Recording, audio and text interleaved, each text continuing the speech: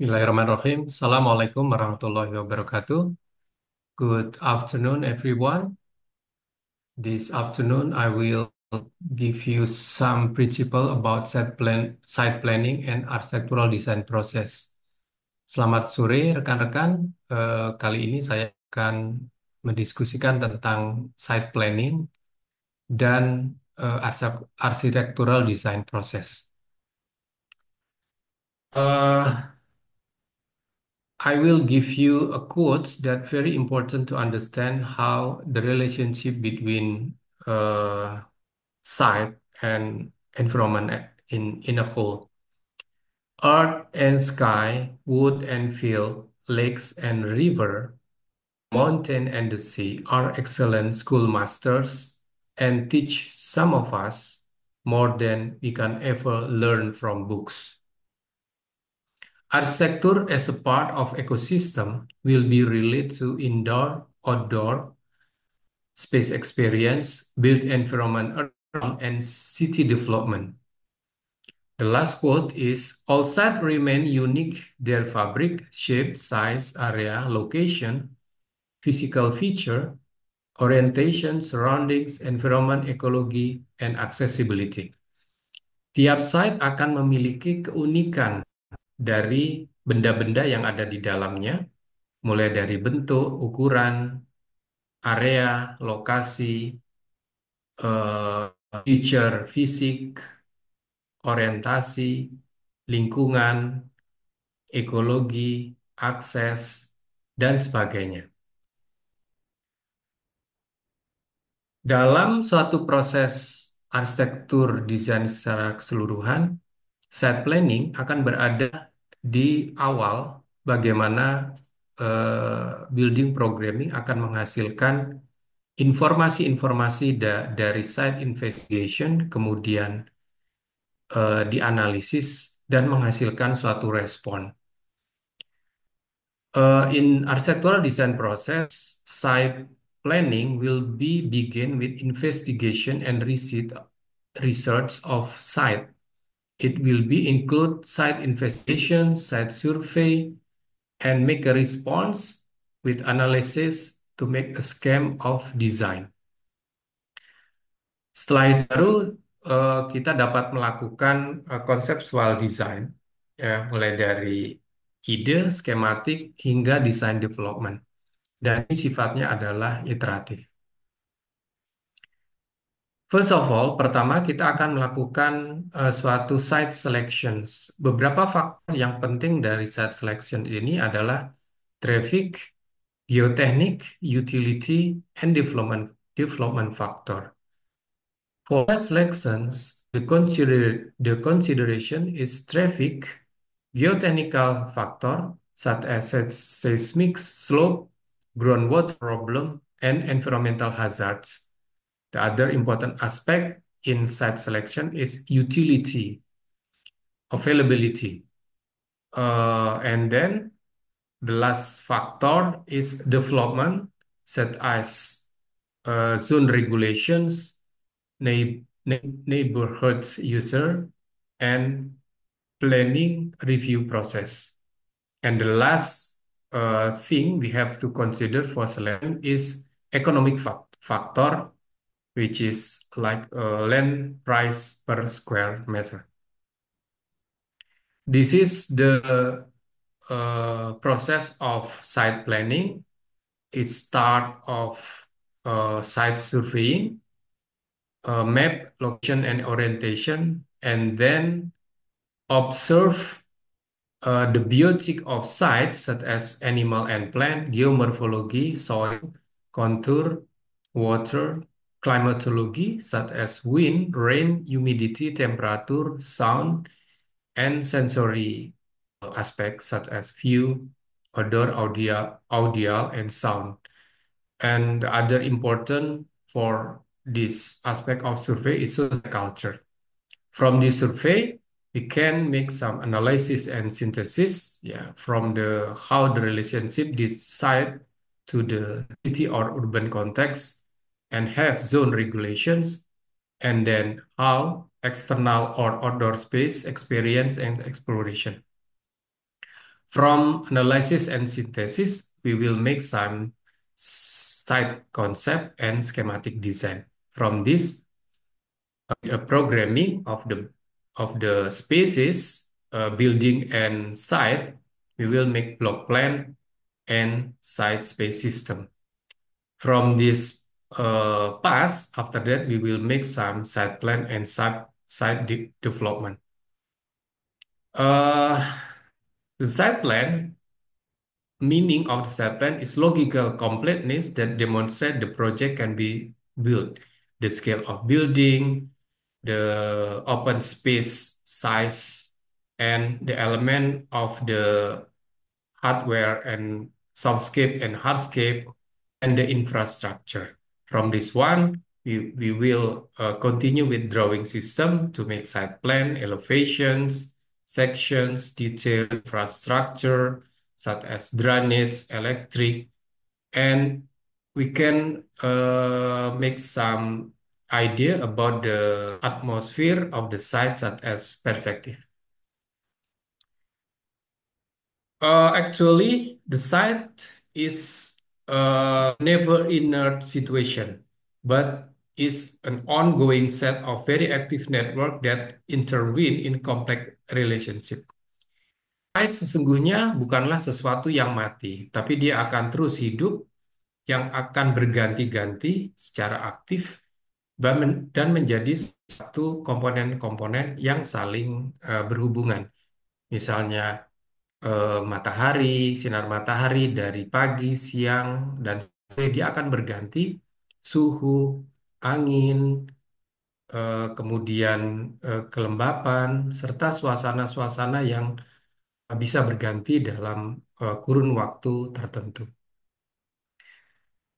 Dalam memulai suatu site survey, sebelum site planning, kita akan memperhatikan bagaimana komponen-komponen yang sangat kompleks yang memiliki relasi seperti zoning, noise atau kebisingan, traffic, utility, kemudian drainage, neighborhood pattern, situasi yang ada di sekitar, kemudian kontur, bentuk, batas-batas, klimatologi, serta setback terkait dengan zone regulation, KDH, KDB, KLH, dan sebagainya.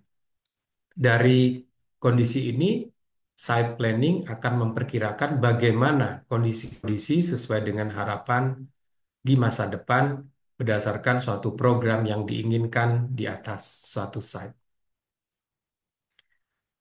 The begin of the site survey, in site planning is to observe, to identify the size and the border of the site.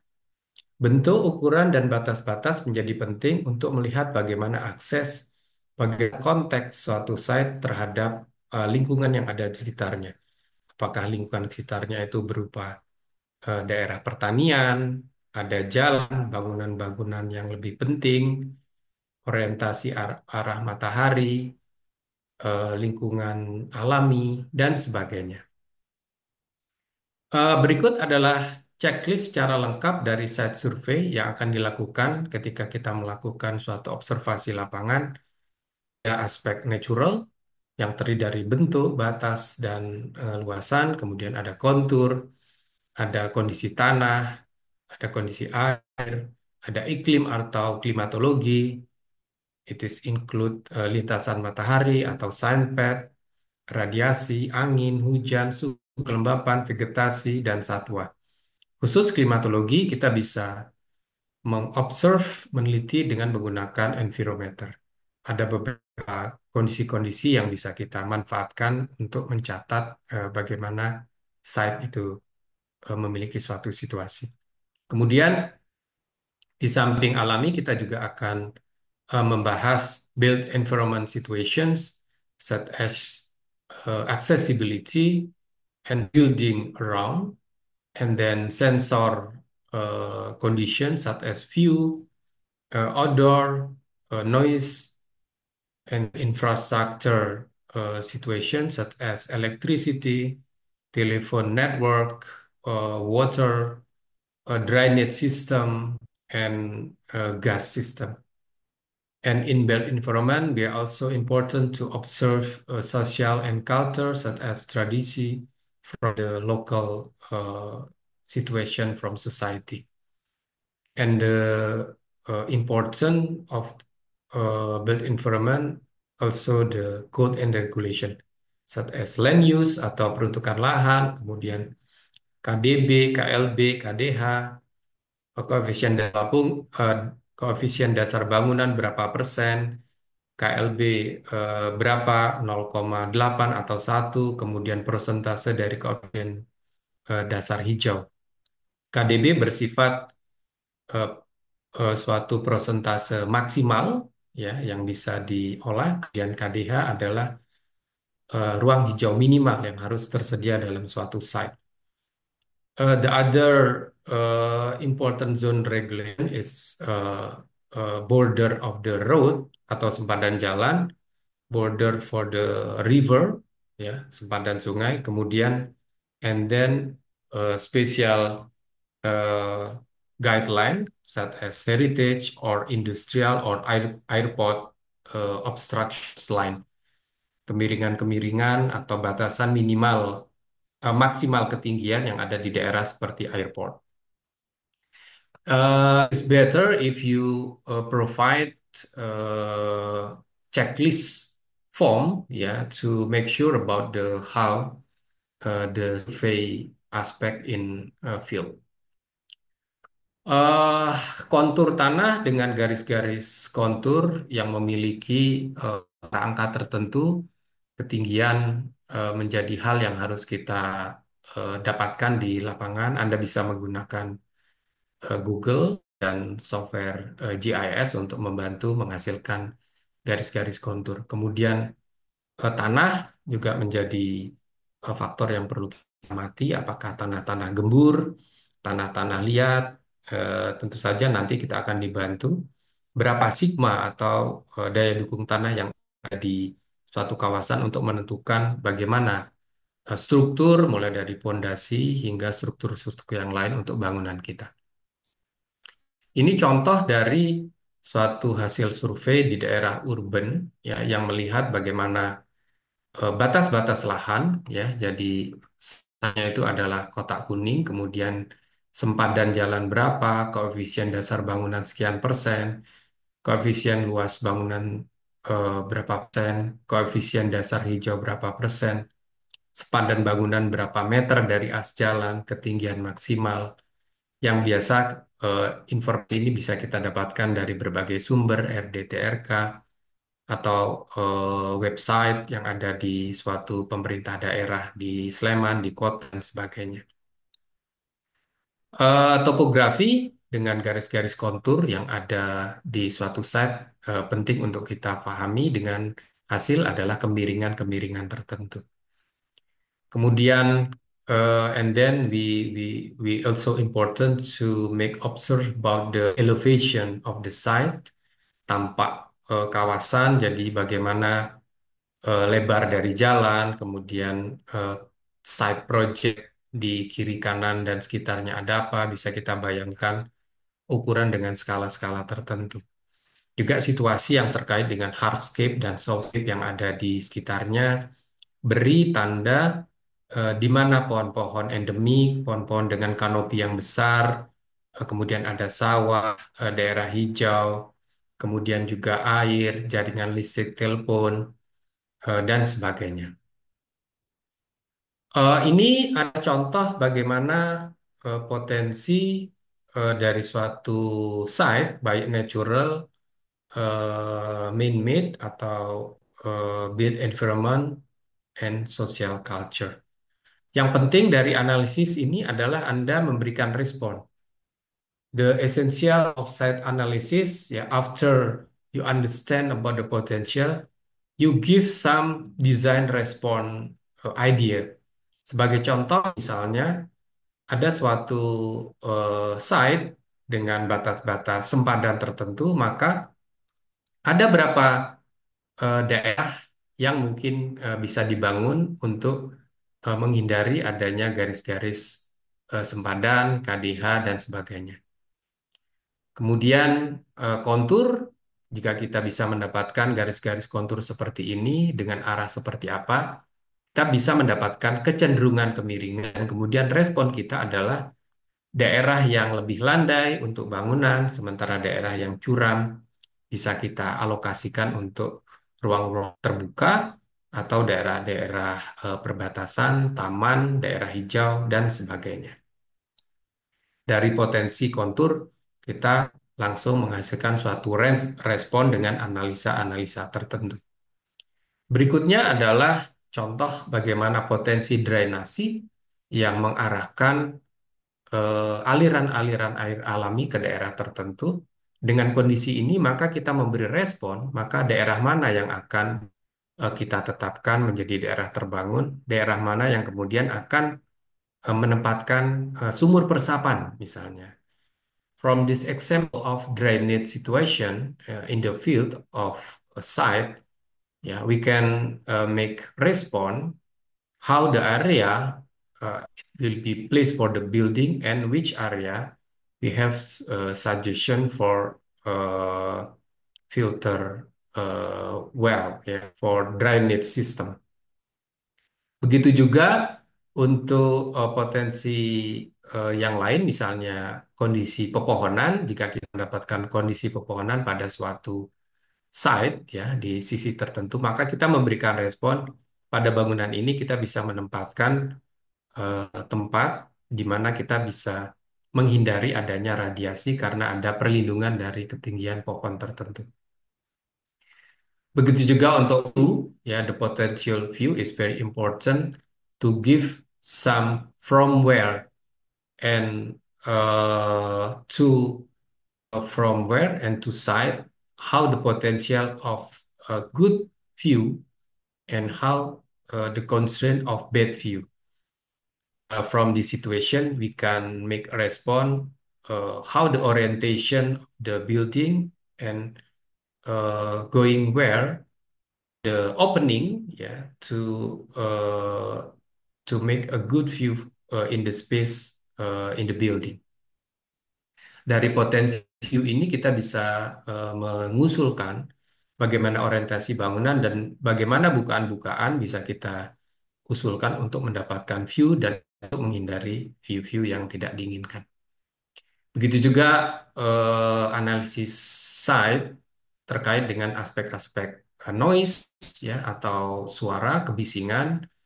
Jika kebisingan itu berasal dari satu arah ya, maka respon kita adalah kita mengumpulkan sesuatu ya, apakah kita dengan melakukan border plan atau vegetation to make a border of DAC, atau kita bisa mengarahkan bangunan-bangunan di daerah-daerah yang kurang terpengaruh oleh kebisingan-kebisingan.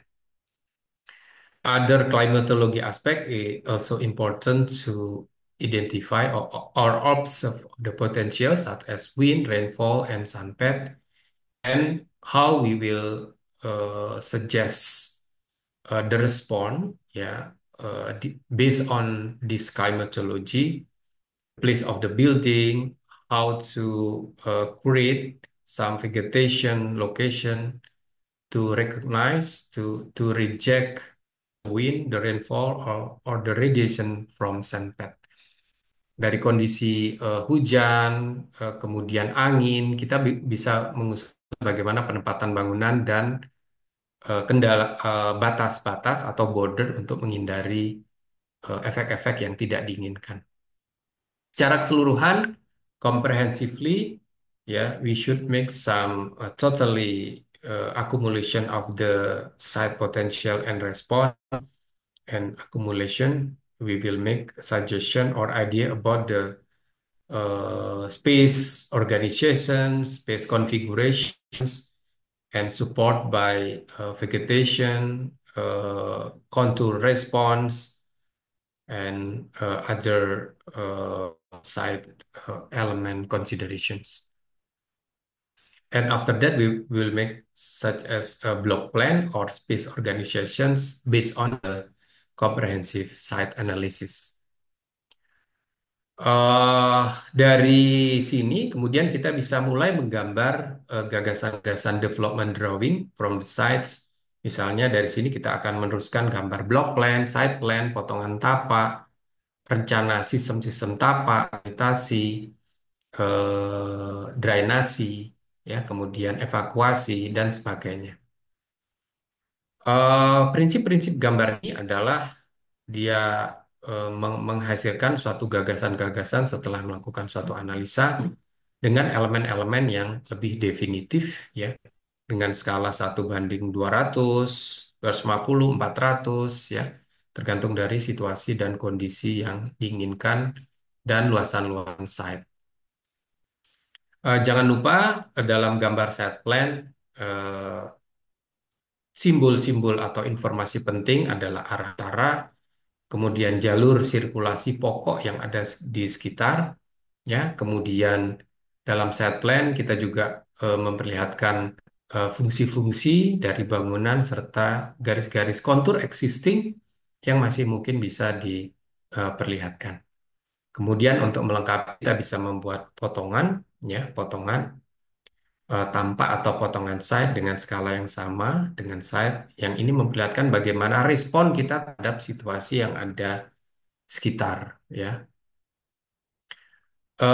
Standar lain untuk gambar set plan adalah selain orientasi, arah utara, skala, sirkulasi yang jelas untuk mencapai entrance, ya, dari luar, sehingga dari sini kita bisa menghasilkan jalur-jalur sirkulasi, area parkir, dan yang terpenting adalah pemenuhan terhadap zone regulation. Setelah kita tahu di BKLB-nya berapa, maka di site plan ini kelihatan. Persentase bangunan menjadi 60%, sisanya adalah ruang-ruang terbuka dengan olahan-olahan yang diperlukan. Ini adalah gambar-gambar dari potongan site, ya, potongan tapak. Di samping property size, ukuran-ukuran bangunan, jangan lupa informasi terkait dengan elevasi, ya, kemudian situasi yang ada di sekitar. Nah, kemudian dalam rencana-rencana yang eh, seiring dengan gambar set plan, misalnya rencana sanitasi drainasi, jelaskan bagaimana posisi dari jaringan air yang terdiri dari eh, pompa atau sumur air bersih, kemudian ground water reservoir, ya, kemudian toren untuk persediaan air di atas, serta aliran-aliran menuju distribusi di titik-titik, kemudian bagaimana air kotor itu juga dihasilkan dan arah-arah seperti sumur peresapan, ya, kemudian septic tank yang terkait dengan penggunaan dari ruang-ruang servis, toilet, kamar mandi, ruang cuci, dan sebagainya. Ini adalah rencana sanitasi drainasi. Nah, ini contoh lain dari gambar-gambar site plan. Ya, perhatikan pemenuhan KB, KLB dengan persentase tertentu dengan luasan tertentu menjadi jelas. Ukuran-ukuran, kemudian akses dari jalur utama menuju ke bangunan menjadi kelihatan juga situasi sekilas situasi yang ada di sekitar bangunan-bangunan, kontur existing menjadi penting diperlihatkan di site plan. The important information of site plan is include how the accessibility from the main road to the entrance. So from this situation or from this site plan, we can understand how the building approach and then how the zone regulation will be applied from this situation. How percentage of building coverage area atau KDB, persentase bangunan, and how the height of the building coefficient, yaitu KLB, sekian ukurannya. Oke, yang berikutnya adalah contoh-contoh gambar dari set plan, DENA. Nah, ini contoh-contoh lain dari set plan. Ya, kelihatan kalau bangunan living unit, kita akses utama, ukuran, ya, penggunaan elemen-elemen landscape seperti vegetasi, outdoor elemen, softscape and hardscape, serta bagaimana bangunan itu akan menempati site yang ada. Ini adalah contoh-contoh lain dari site plan untuk bangunan-bangunan yang cukup luas. Dan dari site plan kita bisa menghasilkan juga beberapa detail plan. Ya, from site plan we can arrange, ya, we can make some detail of site element, such as the combination between ground cover and pedestrian ways, for example, and how the trees, the stairs, the ramp or door will be placed in the site. And don't forget to give information about dimension, size, the construction and materiality in element. And this is the other example of site detail. This is the reference. You can read it by yourself how the standard or the guideline for site plan drawing. Okay, thank you very much for your watching and joining. This is the site plan. It is very important for integrated design studio and landscape humanosphere course as well. Assalamualaikum warahmatullahi wabarakatuh.